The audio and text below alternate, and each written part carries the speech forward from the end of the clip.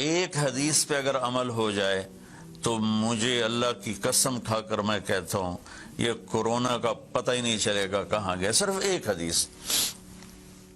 میرے نبی نے فرمایا 4 باتیں مجھ سے لے لو پھر دنیا بھی تمہاری ہے آخرت بھی تمہاری ہے. 4 اذا کانت فیک.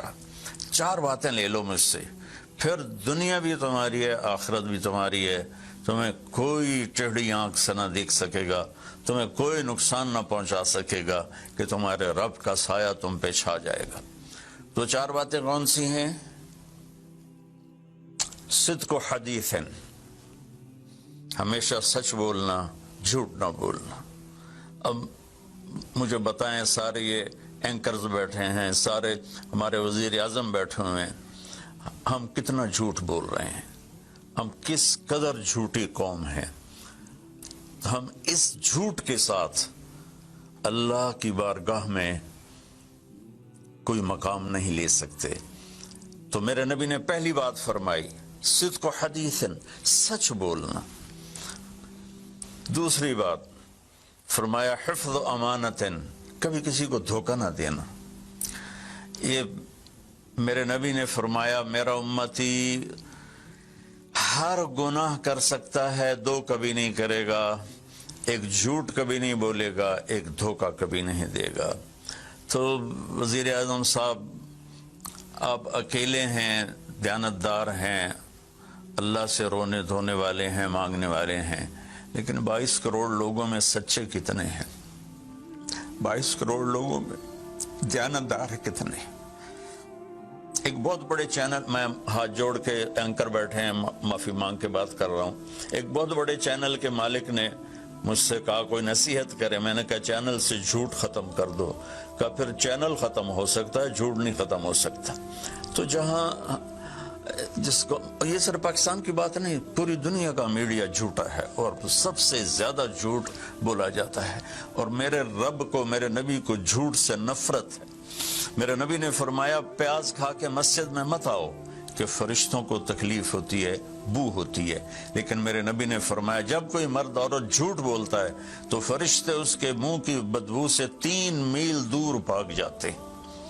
تو جھوٹ اور خیانت کے ساتھ ہم کسی آفت کا مقابلہ نہیں کر سکتے. آپ نے فرمایا صدق و حدیث, حفظ و امانت, سچ بولنا چاہے جان چلی جائے, اور دھوکہ نہ دینا. مسلمان کسی کو دھوکہ نہیں دیتا ہے. تیسرا فرمایا حسن و خلیقت, اپنے اخلاق اچھے کرنا, اور اخلاق کا سب سے اونچا مقام حیا ہے. اب میں کیسے بات کروں؟ میرے دیش میں حیا کو کس نے تار تار کیا؟ میرے دیش کی بیٹیوں کو کون نچا رہا ہے؟ ان کے کپڑے لباس مختصر کون کروا رہا ہے؟ یہ کس کے گردن میں یہ گناہ ڈالوں؟ میں مجرم ہوں, میں نے اپنی قوم کو نہیں سمجھایا, میں اللہ سے معافی مانگتا ہوں. لیکن جب مسلمان کی بیٹی بے حیائی کی طرف چل پڑے اور نوجوان بے حیائی کی طرف چل پڑے تو اللہ کی رحمت. سب سے زیادہ عذاب قوم لوط پر آیا کہ وہ بے حیائی میں ساری باؤنڈریز کراس کر گئے تھے, تو اللہ تعالیٰ نے ان پر 5 عذاب بھیجے. 5, کسی قوم پہ 5 عذاب نہیں آئے, ایک ہی عذاب آتا تھا, ان پر 5 عذاب آئے. تو تیسری بات میرے نبی نے فرمائی ہے کہ حیا والے بنو, حیا والے بنو.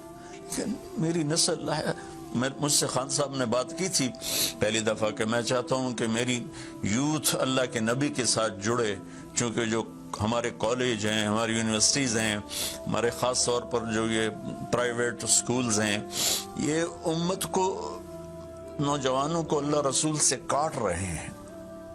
تو اللہ تعالیٰ یہ پہلا شخص ہے جس کے لیے میرے دل سے دعا نکلی جب اس نے کہا کہ میں نے آپ کو اس لیے بلایا ہے کہ میری قوم اپنے نبی کے ساتھ کیسے جڑ جائے.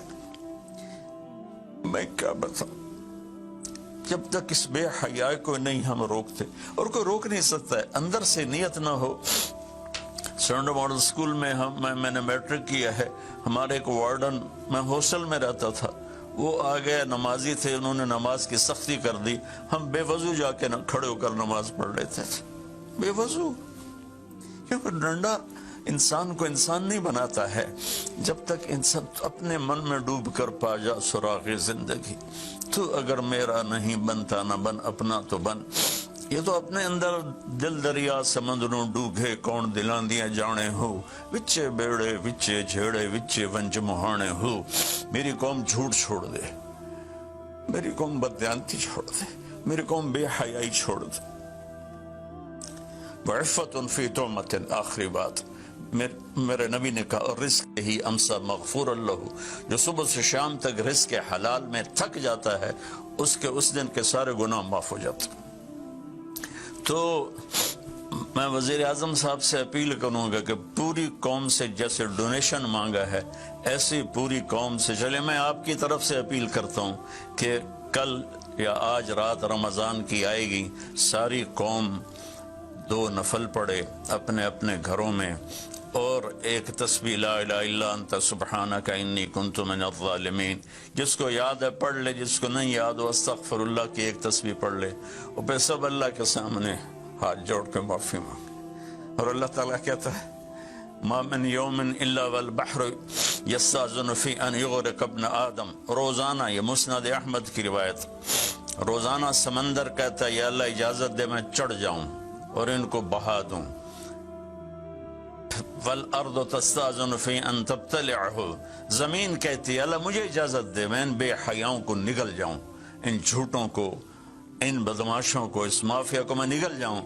تو والملائکۃ تستاذن فی ان تعجلہ وتہلکہ, فرشتے اللہ سے کہتے ہیں یا اللہ تو ہمیں اجازت دے ہم ان کا صفایا کریں. میرا اللہ کہتا ہے